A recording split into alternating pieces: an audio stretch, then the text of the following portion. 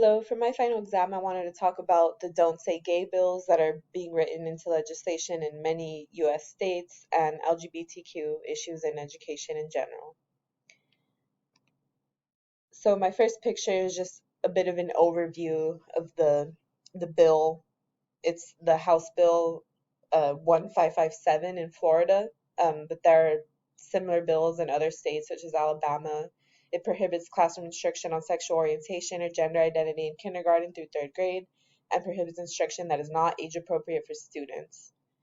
So part of the problem with this bill is that the language is a bit vague and people fear that they can be used to just punish teachers who are gay just for being gay or talking about, their relationship or anything like that. This next video is reactions to the bill from students at many high schools planning walkouts at many high schools in Florida. You can't hear the audio, but this girl is saying that there's no appropriate age to talk about your sexual identity. Okay. And then the next the next video is actually a TikTok.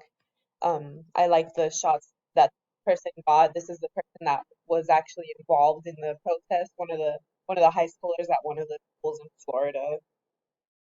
They got more personal shots than the news sites were able to get. The students are chanting, "We stay gay, we stay." Right now, this is a screenshot from Christina Pashaw's Twitter account. She is a spokesperson for Governor Ron DeSantis of Florida. She says that the bill that liberals inaccurately call Don't Say Gay would be more accurately described as an anti-grooming bill. So part of a big disheartening issue that I've noticed with this is that conservatives are calling gay people groomers. They're saying that they're grooming children into being gay. And so grooming is defined by the Rape, Abuse, and Incest National Network as manipulative behaviors that the abuser uses to gain access to a potential victim, coerce them to agree to the abuse, and reduce the risk of being caught. So this word is generally used to describe pedophiles, right? But now conservatives are just using it to describe gay people, right? They think that talking to children about gayness, that you're grooming them into gayness. Okay, and here's another protest that was actually held at Disneyland. The Disney employees staged a walkout as well because Disney has donated to Governor Ron DeSantis in the past, and they were upset that Disney didn't have any criticisms of this bill. She said that she's here in support of all of her queer coworkers.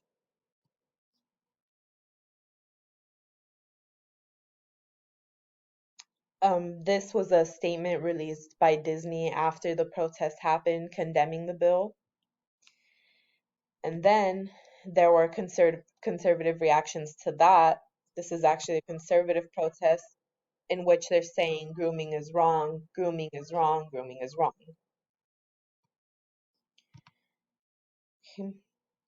And this is just an overview of a similar bill being passed in Alabama. This is a picture of Matthew Shepard, a gay student at the University of Wyoming who was killed in 1998. And these are just some statistics about how the hate crimes against the LGBTQ community have been rising. Some more statistics regarding specifically assault and harassment of LGBTQ students at school. And this is one specific instance in which a gay teacher was fired after just talking about their pride bracelet to students and for telling them about an organization that helps students in need. Okay, so the connections to our class is that just human rights is defined as one of the four core values of multicultural education by Bennett, right? So gay rights are human rights. And that's why this connects to our class. And furthermore, an important part of multicultural education is understanding how knowledge is constructed and challenging the assimilationist ideology present in classic American schools, right? The multiculturalism doesn't believe that students should have to assimilate. Um, a multicultural teacher would celebrate their varying identities, right? So the dominant culture of the United States has been that of heterosexuality, right? Up until 2015, gay marriage wasn't legal nationally.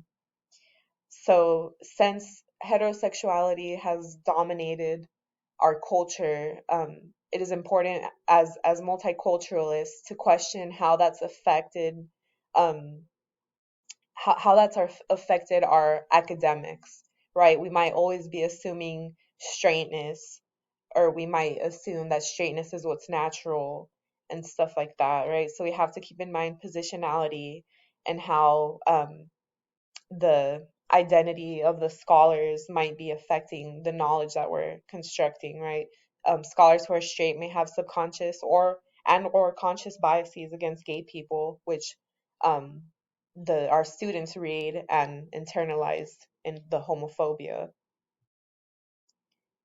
So instead of believing that students should assimilate, multiculturalism argues that ethnic and cultural diversity enrich the mainstream culture, right? So you shouldn't see gay people as a threat or as something that we need to assimilate into homosexualism, but just celebrate them for what they are, right? And then Banks talks about how a country which does not include all cultural groups in the natural culture will cause alienation of those groups, which causes them to have to focus on their own issues rather than the issues faced by the country as a whole. So, with regard to gay people, if we're alienating them, they're going to have to focus on, protesting for their rights, just like these students have been having protests instead of, focusing on the issues faced by our country as a whole. Right? There are many important issues, other important issues that we could focus on if they weren't having to fight for their human rights. Okay. And I also want to connect all of this to the It's Still Elementary film that we watched. Right there, it was a really good case study about the students who were involved in the It's Elementary program when they were children in elementary school, right? And they gave really good feedback and good reflections about being involved in that program, right? So one of the girls is a straight woman now. She's grown now. She expresses that she currently has a boyfriend, and that the idea that talking about gay issues can make someone gay is absurd, to say the least. She says that word for word. So people, conservatives have been calling gay people groomers because they think you could just talk to children and make them gay, but that's not the way it is. Someone is born gay or they're born straight, and talking to them about gayness is not going to change that, right? Just like people who are gay have grown up in a society where all of the movies they're watching, all of the couples are straight, right? It's just everywhere. They still ended up gay, right? Even though straightness has been everywhere for them. So just that woman's reflection is very important, I believe. Other students commented how the program helped them realize and overcome stereotypes they had internalized about gay people, which is something that any multiculturalist should celebrate. Right. And then one of the other students mentioned that one of her friends came out to her as gay later when they were in high school, and that they together formed a gay straight alliance.